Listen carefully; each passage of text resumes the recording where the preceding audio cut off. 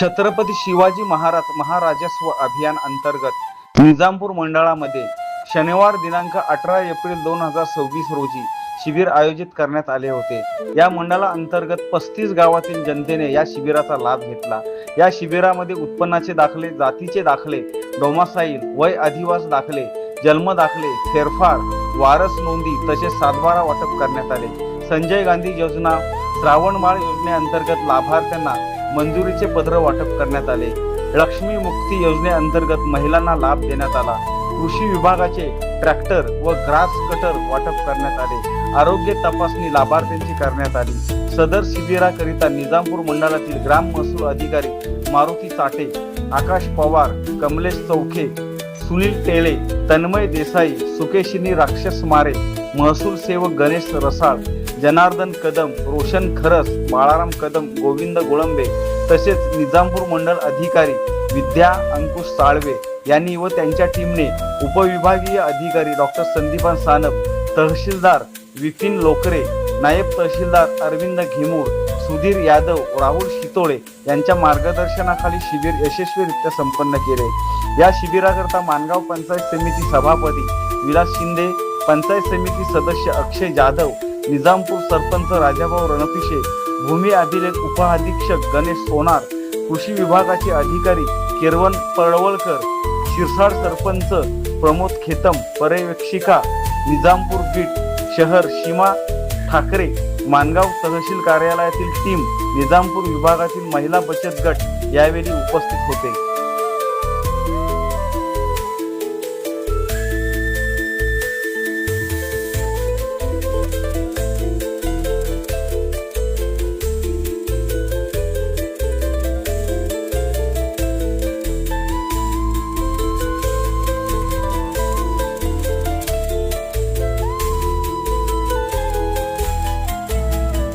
आपले मंत्री चंद्रकांतजी बावनकुळे साहेब यांच्या संकल्पनेतून, यांच्या विचारधारेतून आज मानगाव तहसीलदार कार्यालयाच्या मार्फत मंडल विभाग निजामपूर यांच्या मार्फत छत्रपती शिवाजी महाराजस्व अभियान अंतर्गत वेगवेगळ्या महसूल विभागातील दाखले वाटप असतील, उदाहरणार्थ आयुष्यमान कार्ड हे आज मोठ्या प्रमाणात जवळजवळ 300 ते 400 आयुष्यमानचे कार्ड सर्वसामान्य जनतेपर्यंत वाटप करण्यात आले। त्याचप्रमाणे उत्पन्नाचे दाखले असतील, सातबाऱ्यातील नोंदी दुरुस्ती असतील, क्रिमिनलचे दाखले असतील, असे वेगवेगळ्या महाराष्ट्र शासनाच्या योजनेचे लाभाचे वाटप या ठिकाणी करण्यात आले आणि अतिशय चांगल्या पद्धतीने महसूल विभागाच्या मार्फत निजामपूर मंडळाच्या मार्फत आज मोठ्या प्रमाणात दाखले वाटप करण्यात आले। आदरणीय बावनकुळे साहेब यांच्या कल्पनेतून महसूल खात्यामार्फत प्रत्येक मंडल निरीक्षक यांच्या माध्यमातून विभागातून गोरगरिबांच्या ज्या योजना आहेत, शेतकऱ्यांच्या योजना आहेत, त्यासाठी शिबिर आयोजित केलेलं होतं आणि या शिबिरामध्ये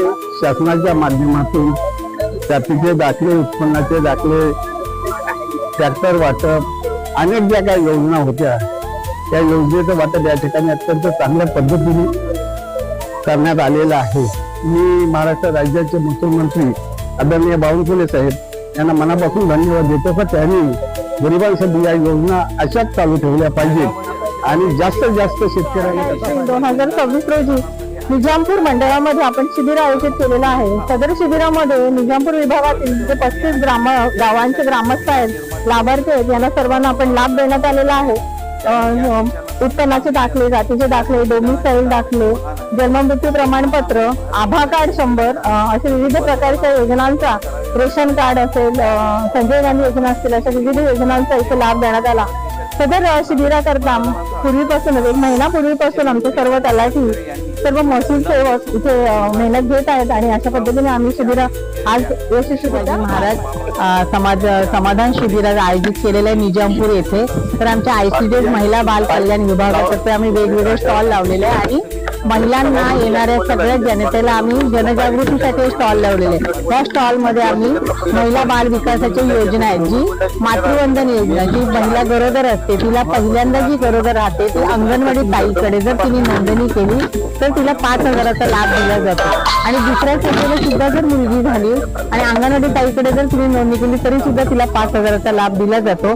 तर आमच्याकडे एक आहे लेक लाडकी योजना. 2023 नंतर मुलीचा जन्म झाला असेल तर तिला आपल्या महिला बाल कल्याण विभागाकडून 1,01,000ची मदत मिळते.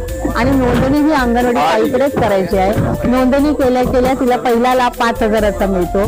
दुसऱ्यांदा जरी मुलगी झाली आणि पहिला मुलगा असेल किंवा 2 मुलीच्या मुली झाल्या तरी सुद्धा त्यांना लाभ देण्यात येतो.